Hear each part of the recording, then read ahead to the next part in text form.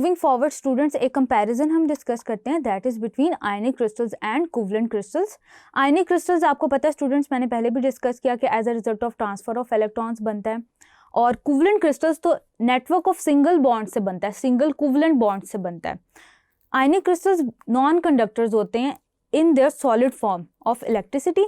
Covalent crystals bad conductors होते हैं graphite के अलावा, क्योंकि ग्रेफाइट अपने पैरेलल एक्सिस पे अगर देखा जाए, पर पैरेलल एक्सिस पे इलेक्ट्रिसिटी कंडक्ट करता है, कंडक्टर होता है।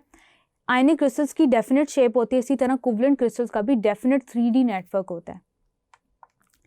नेक्स्ट पॉइंट है नॉन डायरेक्शनल होते हैं। आयनिक क्रिस्टल्स नॉन डायरेक्शनल होते हैं, ये कोई स्पेस में ओरिएंटेशन नहीं देते, ये मॉलिक्यूल्स की फॉर्म में एग्जिस्ट नहीं करते, ये फार्मूला यूनिट्स या आयंस की फॉर्म में एग्जिस्ट करते हैं, जैसे कि सोडियम क्लोराइड की केस में आपने देखा स्टूडेंट्स। कोवलेंट क्रिस्टल्स डायरेक्शन देते हैं इन स्पेस, यानी कि ये ट्रांसफॉर्मेशन देते हैं in space in the presence of cis and trans conformation, जिनको हम ऑर्गेनिक केमिस्ट्री में भी डिस्कस करेंगे। ये मॉलिक्यूल्स की फॉर्म में एग्जिस्ट करते हैं, ग्रेफाइट और डायमंड इसकी एग्जाम्पल हैं।